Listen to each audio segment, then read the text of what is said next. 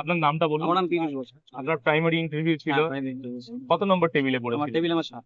7 number table. আমি 7 এর একদম লাস্ট টেবিল। লাস্ট ক্যান্ডিডেট ছিলেন। আচ্ছা বলেন এবার ইন্টারভিউ এর অভিজ্ঞতাটা। ইন্টারভিউ প্রথমে তো আমাকে সাবজেক্ট জিজ্ঞেস করলো। হুম। আমি বললাম আমার বাংলা সাবজেক্ট। আমাকে প্রথমে জনগণ অধিনায়ক পড়াতে বললো। বললো যে এটা বাসাতে কি রেখে পড়াবে। তো আমি যেই শুরু করতে যাবো আমাকে বললেন না এটা তো বোঝার কিছু নেই, তাহলে আপনি একটা কবিতা বলুন, কবিতা পড়ান। ওটাও শুরু করতে গেছি তো বললো যে না ওটা ছেড়ে দিন বলবো। পরে আবার বললো তুমি রবীন্দ্রনাথ সম্পর্কে বাচ্চাদের বোঝান। তবে এটা কিছুটা বললাম, বর্ডার করলাম, একটা উপন্যাসের নাম বোর্ডে লিখলাম। তারপরে বসতে বলে বললো আপনার বাড়ি কোথায়। বললাম আলিপুরদুয়ার। বললাম আপনি আলিপুরদুয়ারের একটা মানে বিশেষ স্থানের নাম বলুন সেটা কোনো কারণে বিখ্যাত। তারপরে আবার উনি আবার কোশ্চেনটা ঘুরিয়ে বললেন যে না আলিপুর না আপনি কোচবিহারে বলুন। তারপর কোচবিহারে বললাম, তো জায়গার নাম বললাম।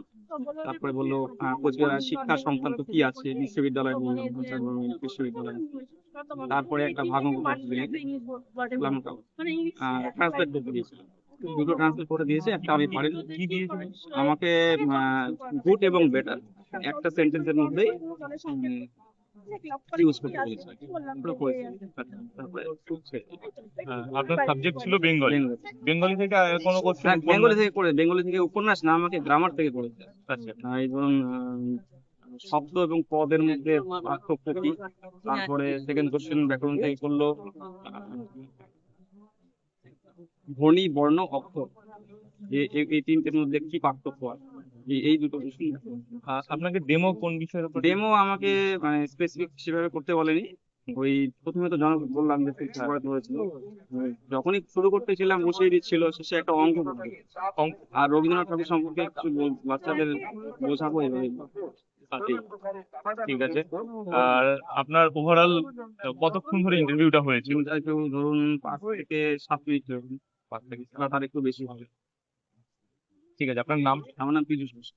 পীযূষ, অসংখ্য ধন্যবাদ পীযূষকে ইন্টারভিউটা দেওয়ার জন্য, যেটা অন্যান্য ছাত্র ছাত্রীদের অনেক হেল্প করবে। তোমাদের আমি একটা বিষয় বলবো, যেহেতু এই কদিন ইন্টারভিউ নিয়ে যেটা আমার মনে হলো, যে যাদের ইংলিশ বা বেঙ্গলি থাকছে বা সাবজেক্টে বা নাও থাকছে, অন্য যে কোনো সাবজেক্টে যারা অনার্স করেছো, তাদের বেসিক বেঙ্গলির যে বেসিক গ্রামার নলেজটা আর ইংরেজিরও যে বেসিক গ্রামার নলেজটা আর স্পেলিংটা তোমরা ভালো করে পড়ে আসবে, যেটা তোমাদের ইন্টারভিউ এর জন্য খুব গুরুত্বপূর্ণ। কারণ কিছু বোর্ডে লিখতে দিচ্ছে তোমাদের, আপনাকে কিন্তু লিখতে দিয়েছিল। আমাকে অঙ্ক করতে দিয়েছিল, একটা ভাগ করতে দিয়েছিল। কোনো স্পেলিং লিখতে না, দিয়েছিল? স্পেলিং আমাকে অঙ্কই করতে দিয়েছিল। ঠিক আছে, কিন্তু অনেক স্টুডেন্টদেরকে স্পেলিং লিখতে দিচ্ছে বিভিন্ন রকম। ঠিক আছে, থ্যাংক ইউ।